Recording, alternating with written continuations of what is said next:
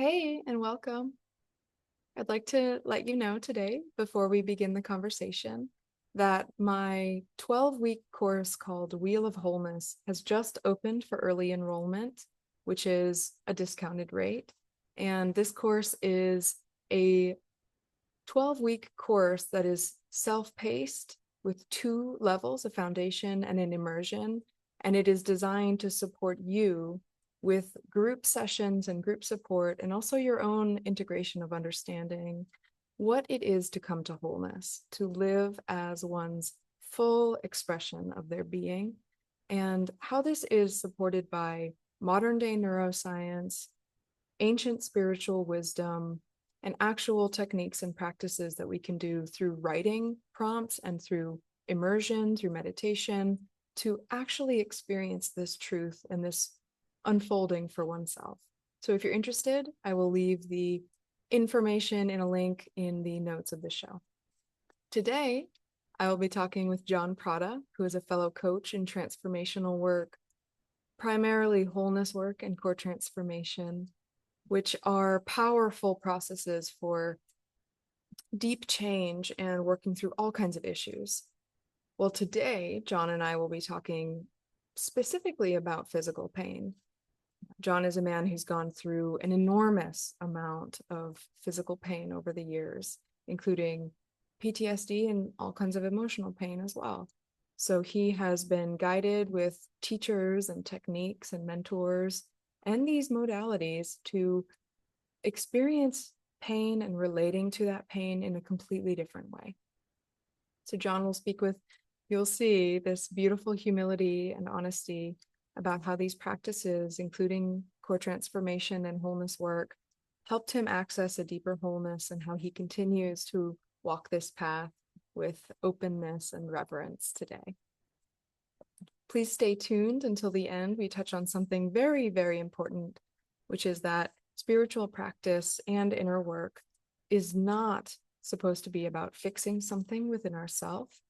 It can rather be a form of inner hygiene and nourishment for our mental health and emotional health, which then goes into all realms of life to really benefit us in many ways. And also a point that we meant to touch on and forgot to is that including reactions and inner judgments to problems that we have are primarily the first thing that we step towards a reapproach in this personal change. Because when we have something that's saying, I shouldn't be this way, or I'm really screwed up, or I'm broken, this is the first layer of tension that's holding us in this kind of calcified suffering. So beginning with the reactions, including all the reactions, is extremely important. And I think John does touch on that today with pain. So let's just go right into it. Let's dive in. And I'm glad you're here. So hello again, and welcome to the Wholeness Wisdom Podcast. Today, I'm joined by John Prada, who is a transformational coach and practitioner of wholeness work and core transformation, along with physical strength training. Am I right on that? Yeah. Trainer too? Okay, awesome. So wholeness work is a gentle yet powerful method for transformation, and I haven't explicitly described it on this podcast yet, but I think today we will give a kind of a picture of what its possibilities are, specifically around working with physical pain, because we all experience pain, and sometimes it's helpful to figure out what we can do with physical pain to work through that. Wholeness work is based on the teachings of Ramana Maharshi. And in this conversation today, we're going to explore how wholeness can help us shift out of chronic stress and physical pain by guiding us into more of a direct experience of ourselves. So on John's website, which is very much worth checking out, he shares his personal story of healing. And today we'll talk about how subtle and internal movements can open up the door to relief and more presence. So thank you for joining me, John. Thank you for having me. I have a question just to kind of start things off today. I wrote a few down. So what first drew you to inner work, spiritual transformation. I know you share about your sobriety many, many years ago, coming to recovery and searching for healing.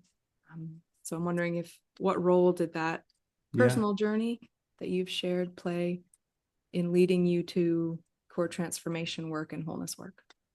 So I think, first of all, I just want to acknowledge that everything that I'm sharing, I've learned from other really wise, amazing people like Connie Ray Andreas and my uncle and mentor, Stephen Josephs. And they've put a lot of time and energy and shared their wisdom with me. And I'm eternally grateful for it. Um, and also from people like you who are also wonderful wounded healers. And it's just really great to be on this path with you and being able to share this. And my intention for sharing this is so that it's useful and helpful to others. And I would say to answer your question, necessity, really. And for as long as I can remember, have struggled with depression, anxiety, overthinking. And it's taken me a long time. I've had a very long and slow recovery, I would say. But I've always been a seeker. I've always had like a curiosity, and I feel like I've always had like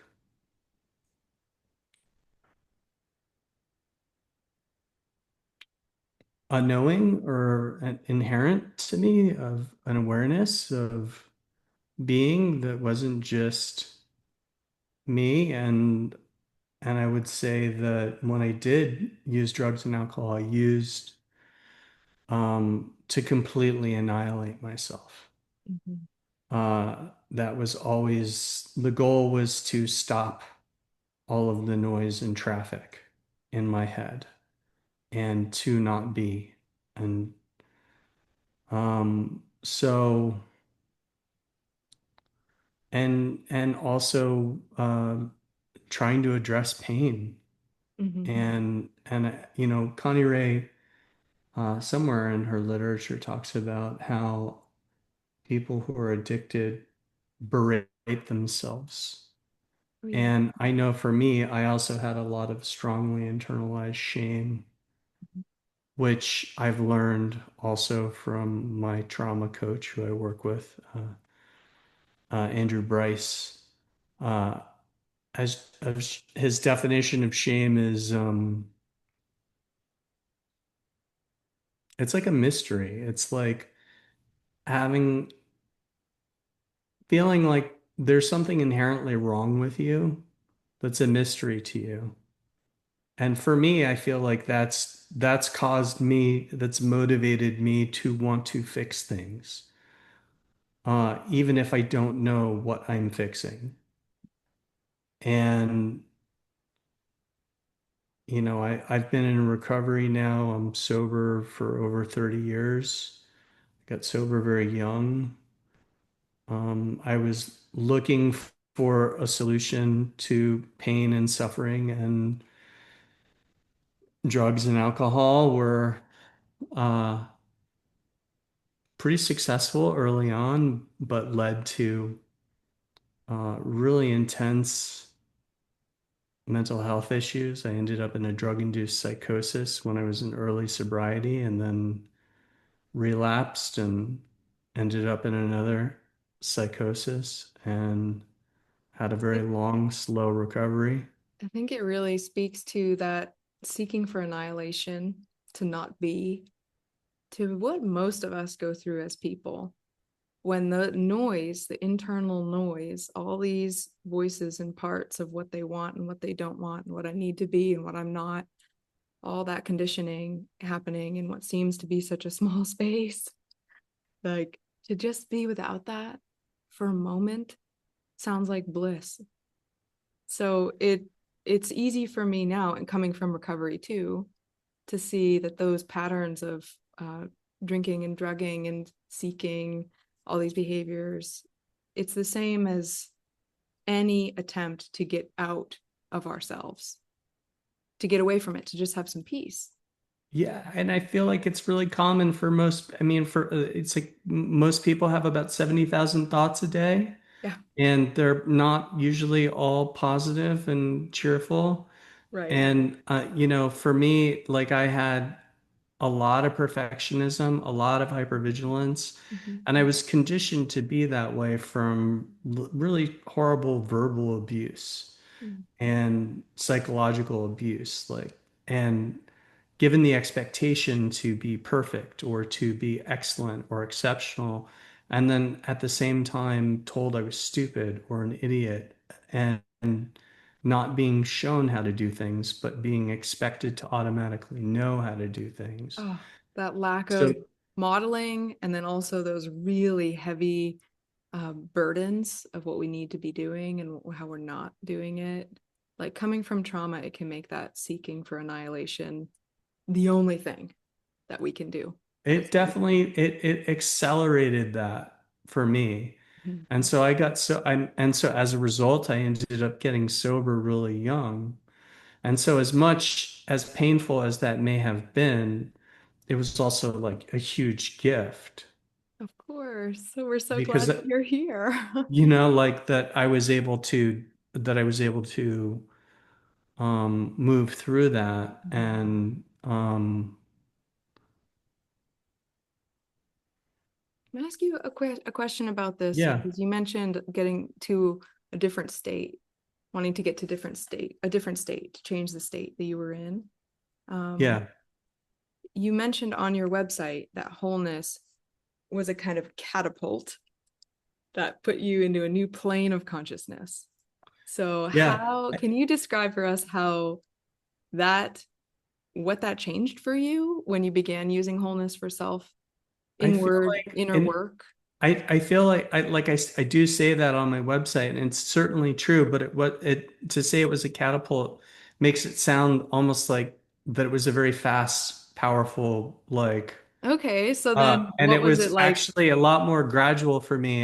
And Mm. initially I started off with wholeness work, and then I realized, or Stephen, my uncle, realized that I really had a lot of trauma work that I needed to do. And so for me, I actually had to go do core transformation first. Excellent. And then I was able, after working on myself with core transformation um, and Mm. being guided, and I, Mm. I was eventually able to get to a place where wholeness work was like now accessible for me. But That's it usually how was, I see it. It works, actually. I'm so it happy. wasn't, yeah, like like I was the way that I think about it is like core transformation for me, it was almost like I had guardrails and that I was Oh, descending down into the unconscious. And there was enough story, meaning, and content uh, for me to be able to, with each piece, understand what was going on and what was wanted and where I was trying to get to.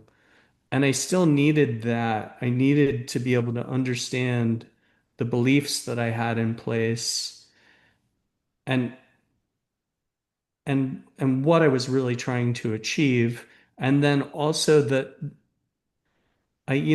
being sober and in 12-step recovery for a very long time, I had this belief that I adopted from a sponsor that was like, I had the kind of mind that would kill me if it didn't need me for transportation. It didn't want me dead. It just wanted me to suffer and be miserable so I would drink.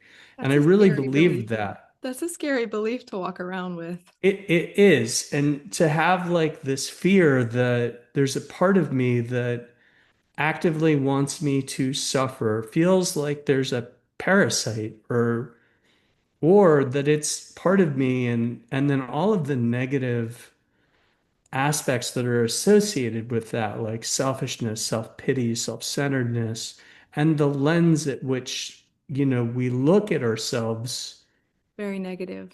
through is very negative and also fear-based. And then when you have this strong internalized shame Mhm. and you're trying to fix something, but you don't really know what it is, it can lead, and it did for me, to a very sort of dogmatic kind of obsessive approach to trying to fix it. And Yeah, it it sounds and it very. involved a lot of willpower Hmm. and a lot of striving, and it never got me anywhere just because it was always looking at the horizon and I was never able to really just be present.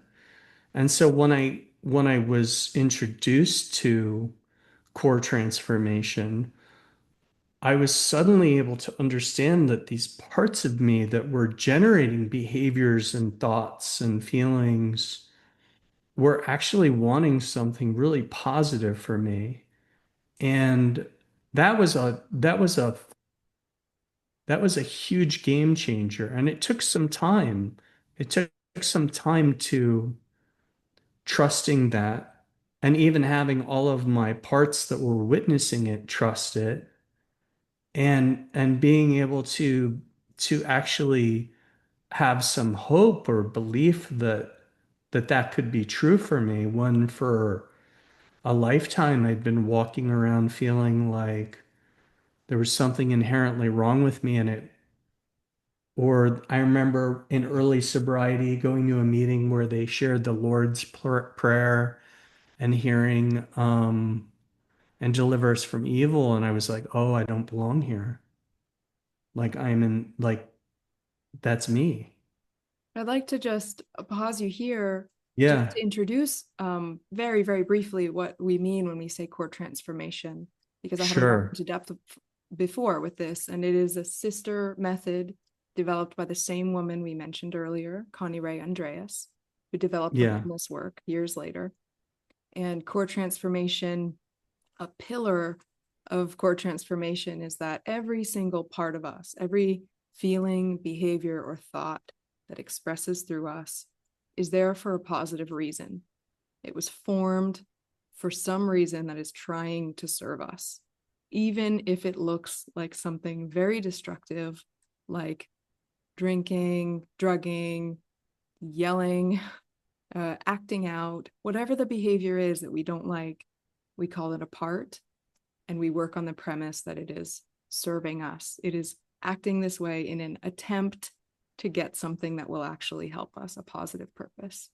So that's what John was speaking to when he said that kind of gave some hope and a whole new paradigm that it's possible these parts are not evil, are not wrong, selfish, self-centered.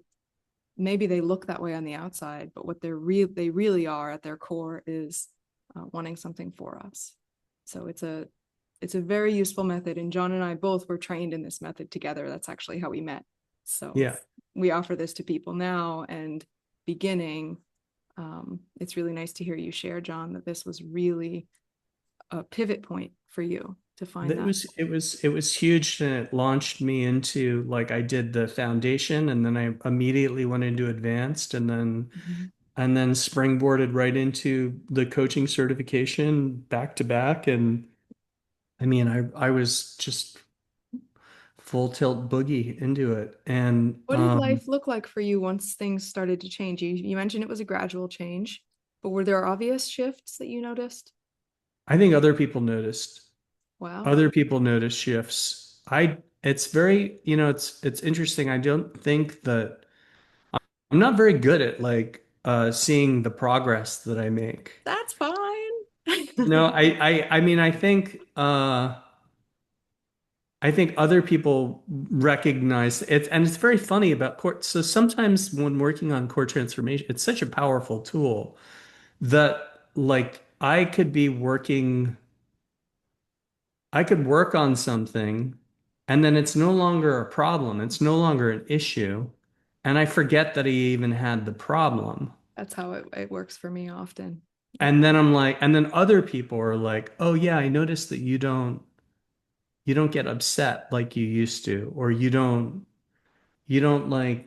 you're not as easily frustrated or yeah, you used to be a lot more like I'm also an actor, and my acting teacher was also like just such an amazing mentor, and I learned so much spiritually from studying with Lynn Hanman.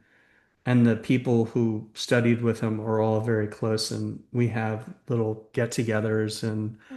I was at a get-together, and I hadn't seen some people in a long time, and someone who knew me sort of peripherally um, commented and was like, Ooh. "You seem different." And I was like, "How?" Because I was sharing about my experience with him, and he was like, "You you seem," and I was sharing about it because he said, "You seem different. You're not as Wow. tightly wound. You're not as bound up. You seem a lot happier. You seem a lot like." And as actors, you're trained to really listen and really, take other people in. So Mhm. it stood out to him. That's excellent. And uh yeah, So other people really were the mirror for you to other people are off, and like my mom noticed, my girlfriend noticed. Um and I also I was working on myself a lot. I was actively I would say I had the gift of desperation. Yes. You That know, necessity brings a lot of us, I I think, to really like, I was in serious trouble. It was like right during the pandemic that I was going into all of this. yeah, I had been working, hadn't been working, um, and had been very isolated and trapped in pain and suffering. And I think that there were a lot of things that no longer were suiting me, but I didn't know how to have relief from them. and you found this And comfort. I found it through my uncle starting to coach me and meet with me Mhm. weekly, and then introducing me to all of this work, and then sort of guiding me and mentoring me through the process of learning this. And then he also taught me a lot about Taoist meditation and Wow. uh, Tibetan Buddhism and all sorts of like spirituality. Sounds And like right when you needed it. right when I Really. needed it, yeah, and Tai Chi and Bagua and Qigong, and so I'm incredibly grateful for having that support right when I need it, and also when I was ready for it, like when I could actually receive it. So core transformation was the thing Mhm. that got me to a place where, and so wholeness work for me, and I had an experience like where I tried to share wholeness work with a friend who had a lot of dissociation, and for them it was too much. It was like they weren't able to do that. It was, and part of that is that it is more ethereal, or more open, or there's a lot less structure. Takes a readiness and I think a willingness to suspend disbelief for some that I've seen because it is very counter to traditional therapy.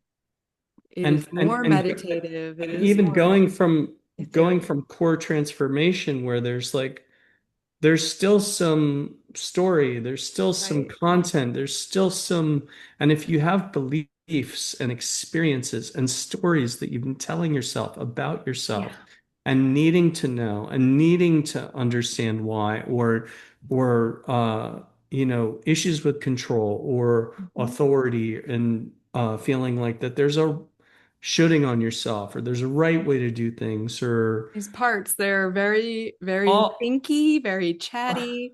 They want to yeah. talk. They want to And take that time. And so getting to, and so even with wholeness, it was like I would say that it was like a wading in. It was like it wasn't like instant either. It was like a wading into wholeness and a being able to sort of be in the shallow end for a little while. And I would say even in the beginning of my process of wholeness, I had a lot of meta parts that were actively um, trying to control the process um, Am I or doing it right? That am kind I of doing it right and wanting to be exceptional at it and wanting to have like, really good outcomes or really good, uh, wanting to have like the extra special oh yeah. experience. And I remember in the beginning, it being very visual. And at some point Changed. it changed and Yeah. it became much more kinesthetic for me. That's so interesting. That's how it worked for me too.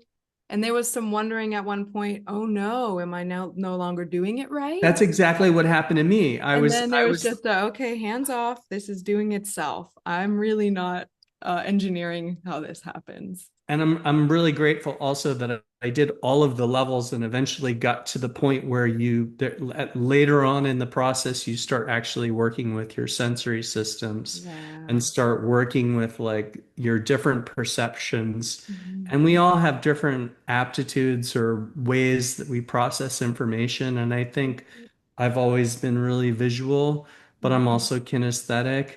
And I think that something happened where it just sort of and it's continually shifting and changing, but I had exactly the same experience where it's like, oh no, I've lost it. It's no longer as rich and um but there was with all of the visual was symbolism Yeah. and meaning and story and Right. It's like that's how wholeness does content almost right. with the visuals. And then when that There's becomes less metaphor. tight, There's yeah.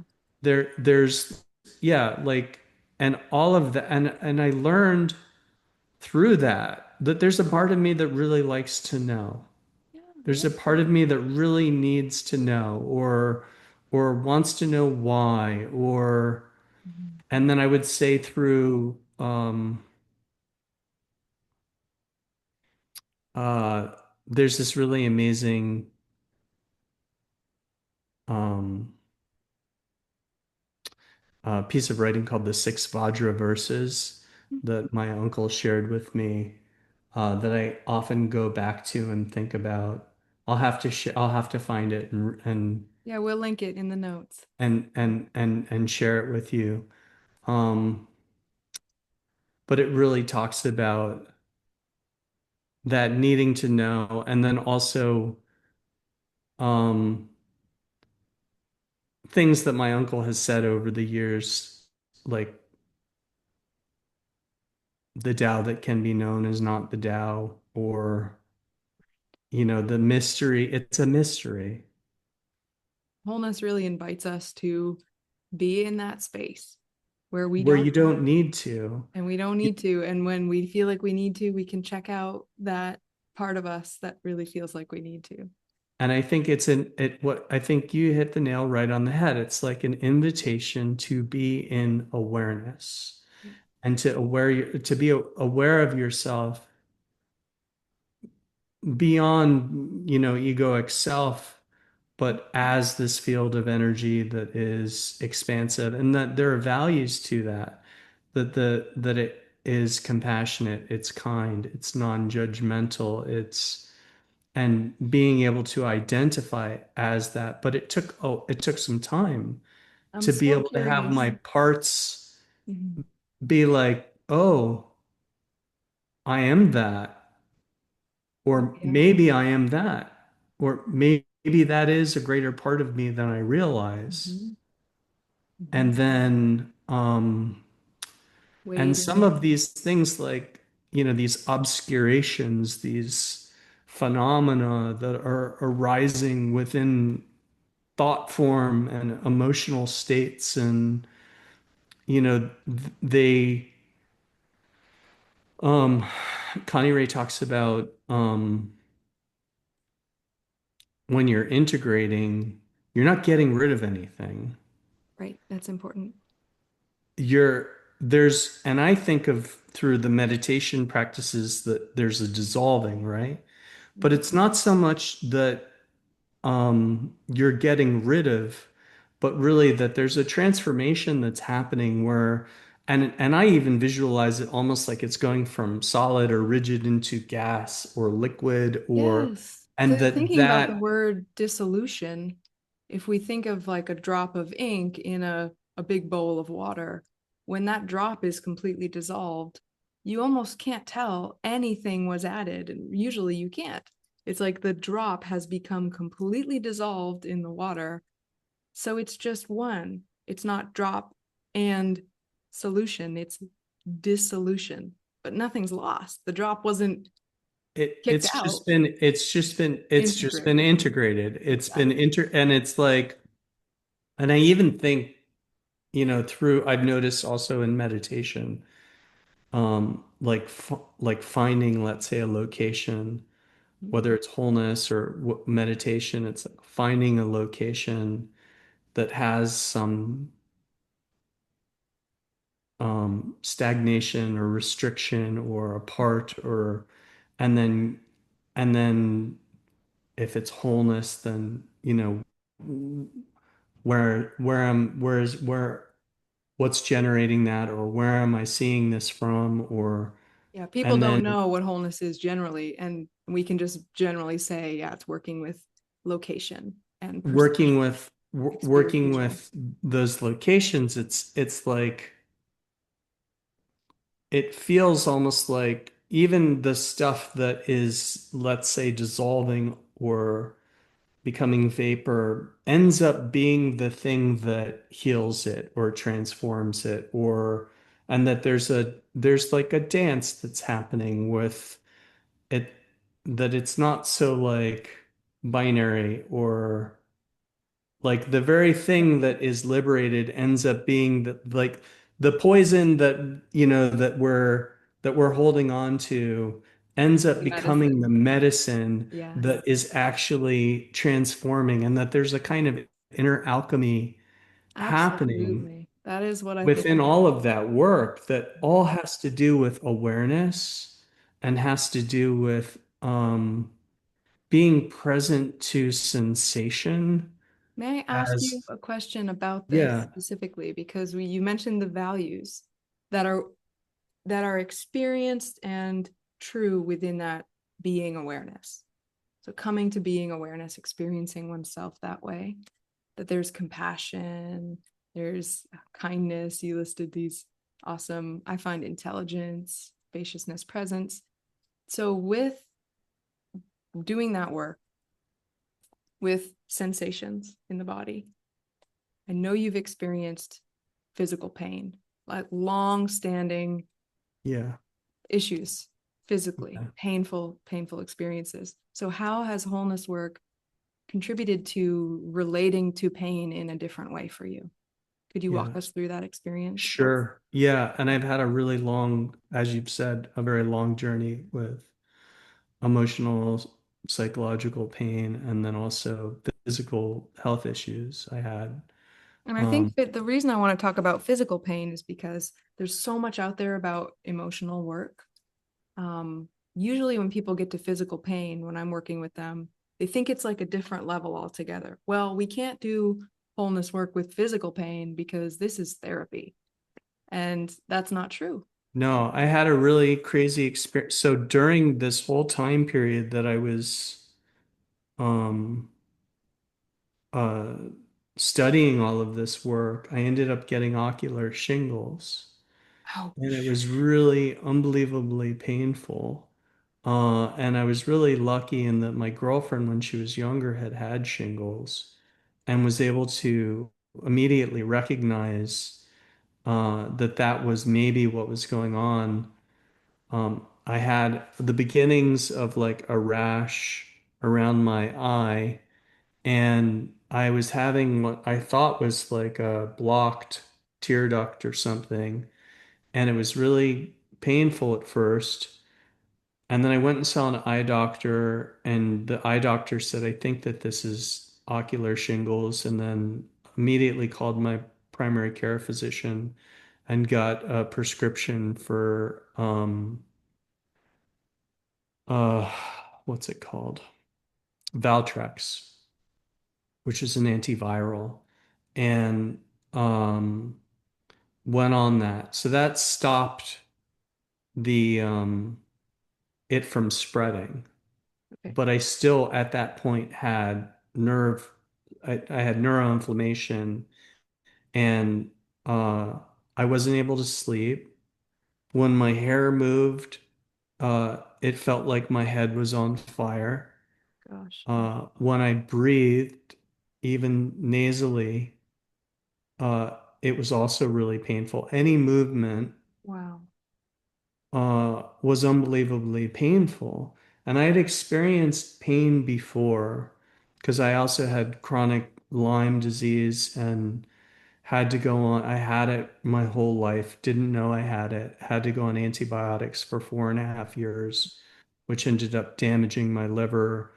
And then I've learned since through this process of healing and recovering and working with doctors that I also, um, had some methylation issues, some issues making neurotransmitters, some issues that were also affecting my having a ton of inflammation, having neuroinflammation, having ongoing pain from stuff that felt like fibromyalgia.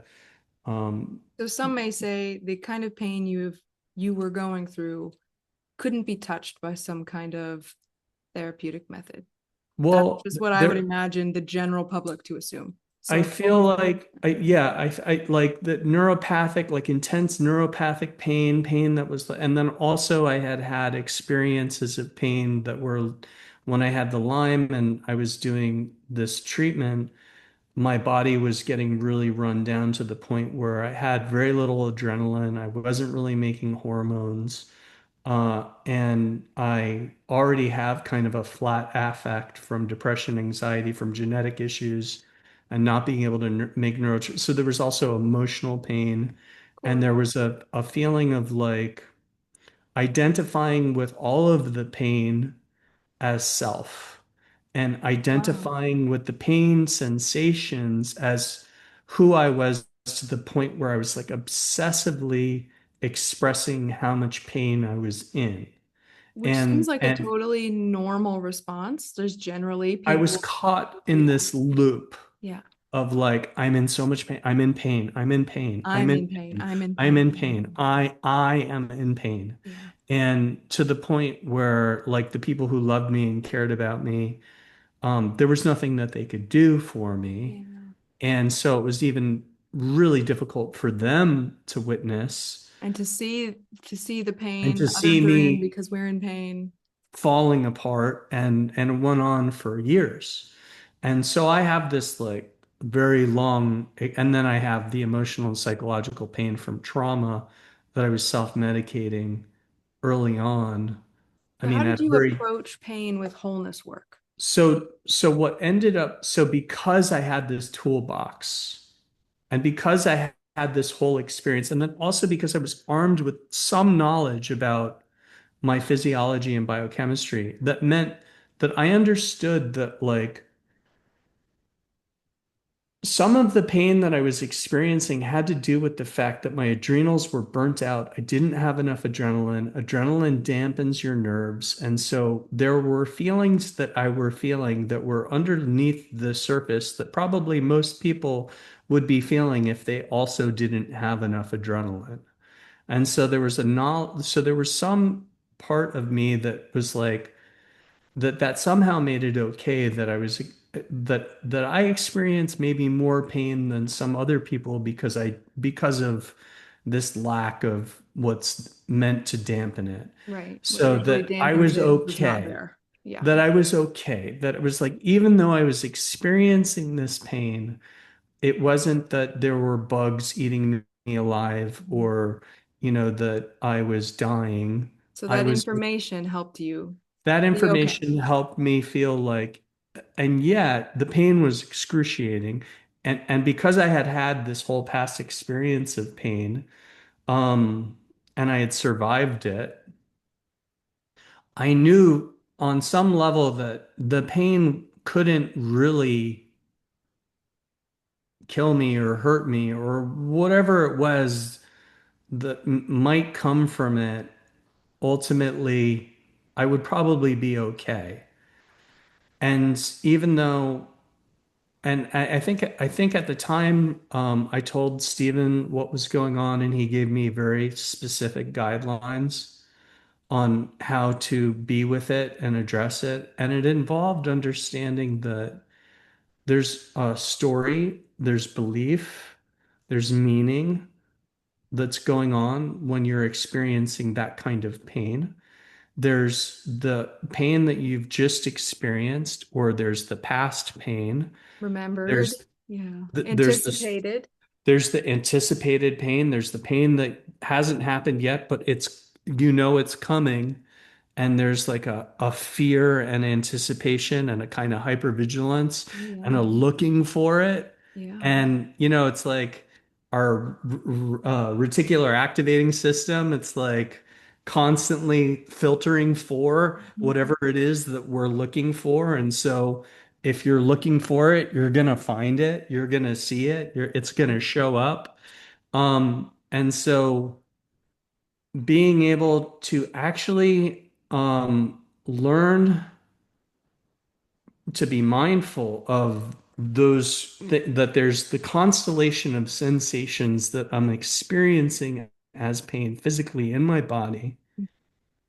There's the emotional reactions and responses.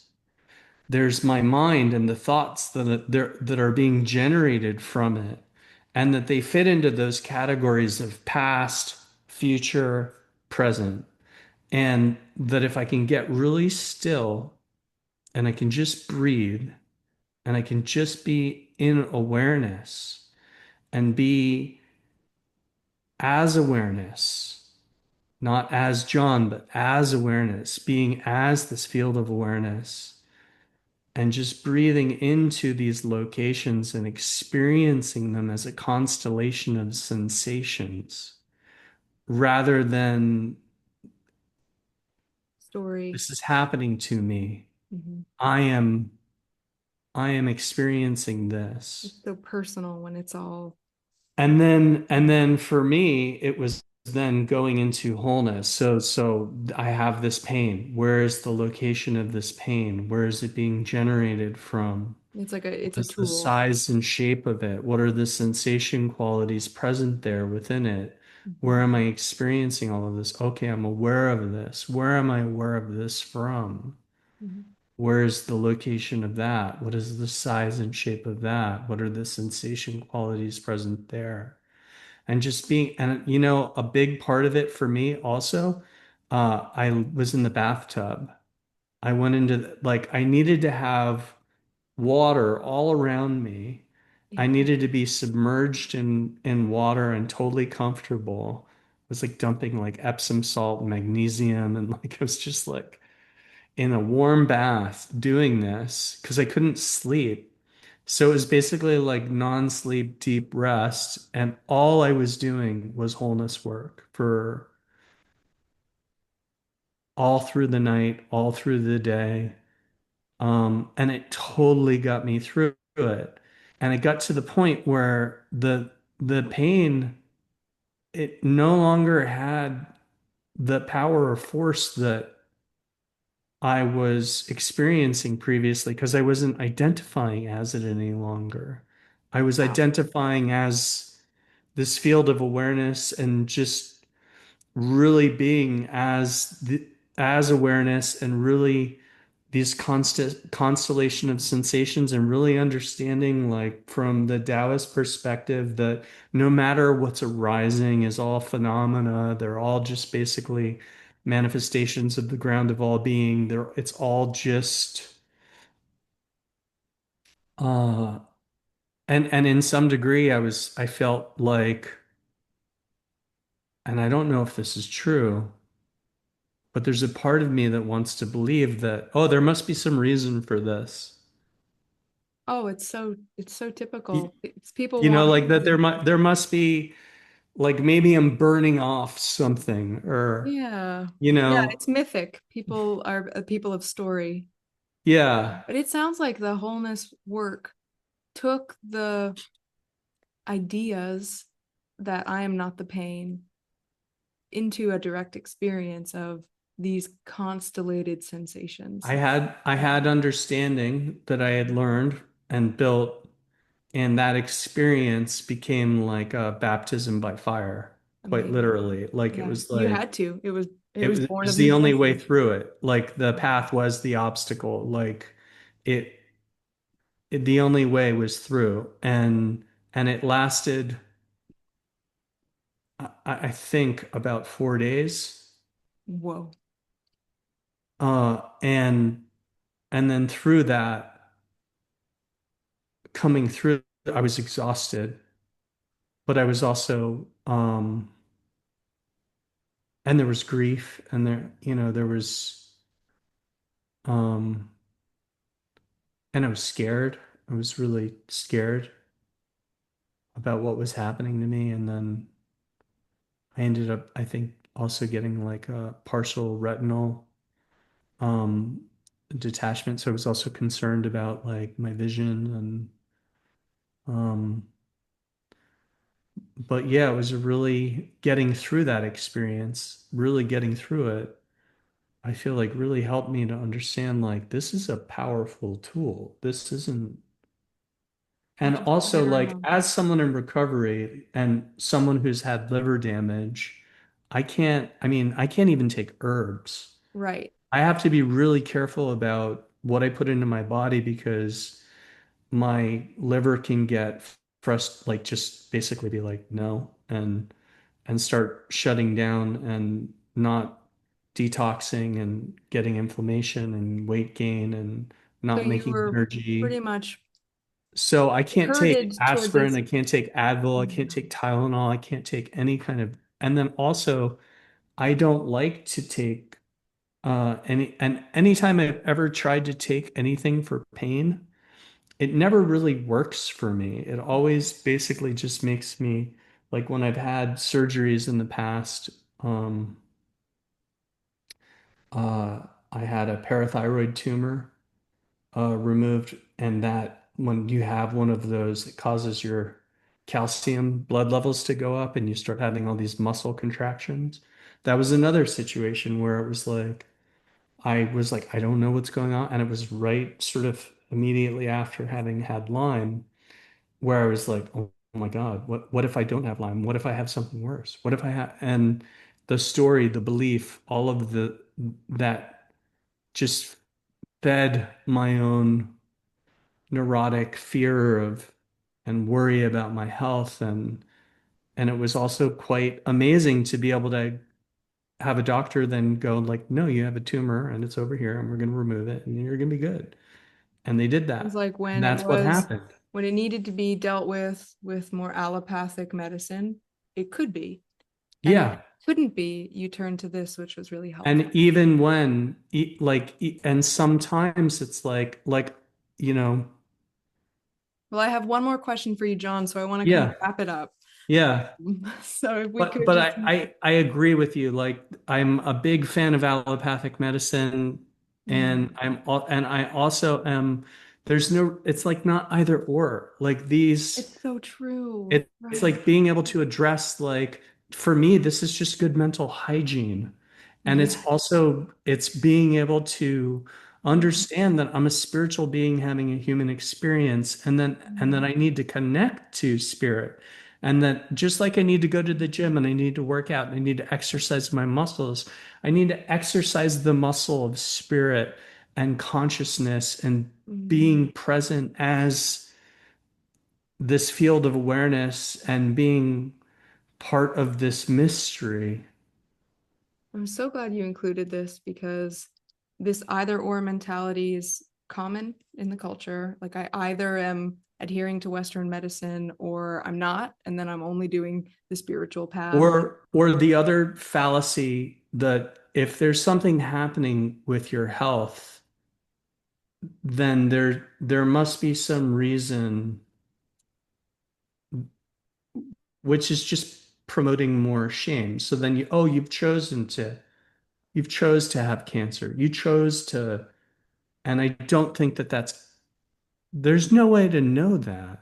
And To tell that's yourself the that beauty of this is spiritual hygiene or this mental hygiene of using wholeness work is that it's divesting our experience from whatever story is going on, and not needing to know. not needing to know. And it's a practice of returning again and again to recognizing it's safe to not know.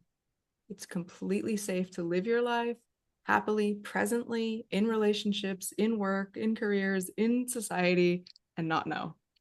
There's this really amazing quote that my acting teacher, Win Hanman, shared with me a long time ago that's really rung in me, which was, I am never more myself than when I transcend myself. Oh, oh, And I think it's C.S. Lewis. that's beautiful. And I'm it never and more myself it's than when I transcend and myself. when I'm at my best, it's I'm able to listen, I'm able to be present.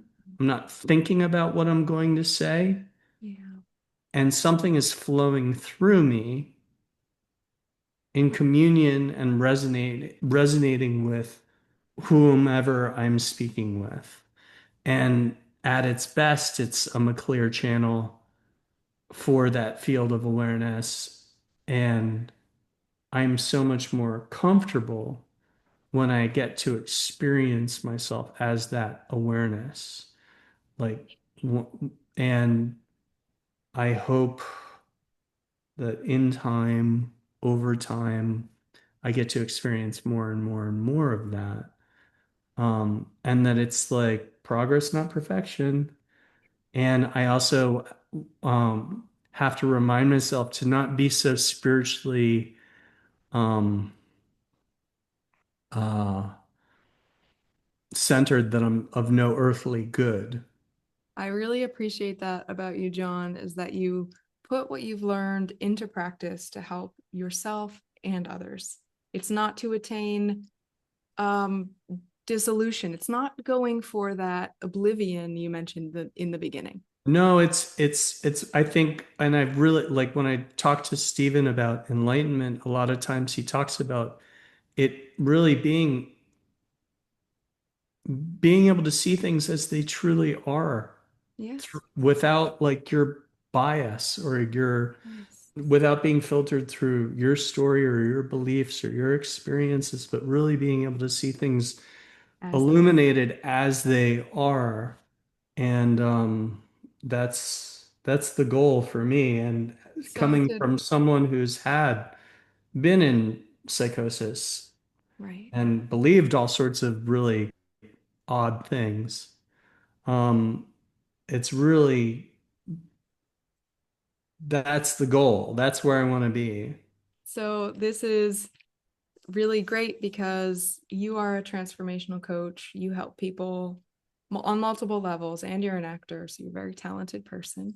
Thank you. And I'm wondering, just for the people who are listening, um, right now, what is alive for you? This is the last question in your practice. Like, how do you guide others towards wholeness today? Do you mostly work with core transformation? Do you mostly work with wholeness? Do you do your own thing completely and bring those in when it's appropriate?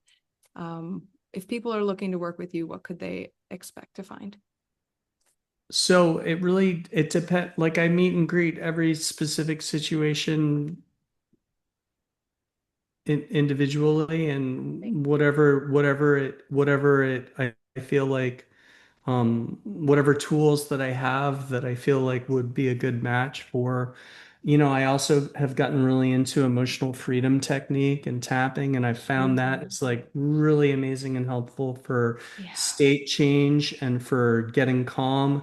And then mindfulness and meditation and just being able to move easily into um, presence and awareness, or noticing like my mind is actively doing and I'm choosing to go along with it. And sometimes that's not accessible.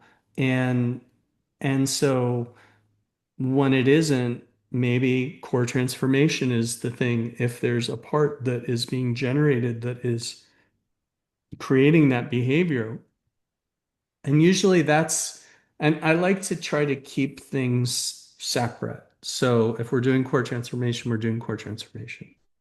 And then if we decide that we need to move into wholeness work, but usually I would say that it's entering into the process through doing core transformation first, because that's what my experience has been, and that's what's been really helpful for me. And then it's maybe moving towards wholeness work and also meditation and also all these other tools. And then I've also coached people on health and wellness as well. And so some of that is just more knowledge and diet and understanding. But I have a very sort of holistic, adaptable approach. Mm.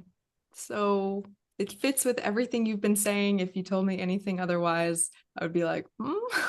So I'm so happy. I will just lastly ask you, how can people find you if they want to check out your At my website, pradatransform.com. pradatransform.com? Okay, I'll Yeah, put that also in the notes so thank you. people can see that. And thank you Thank you so so much for much. having me. It's always a delight to talk to you. I think you're brilliant, and I I'm so happy that we get to share this part of our lives and that we're both on this path and healing and recovering and getting to help others. And Thank you. I'm Thank so you very much. grateful to you for putting this together. And I've watched I watched the interview that you did with Shirley, and I found it so inspiring. And I encourage people to watch that as well. Thank you so Um, much, John. I just want to, yeah, I appreciated thank you. or I just enjoyed, I thoroughly enjoyed this conversation. So let's do it again Yeah, soon. I And hope so. everyone who's listening, thank you for listening. And if you're curious to explore wholeness, work, or core transformation for yourself, you can check out the links that I put in the video or the show notes. And as always, I think from this conversation, we could naturally gather to take your time with change. As John said so beautifully, it's a wading in kind of process, and trust your process. And hopefully, we'll see you next time. So, thanks.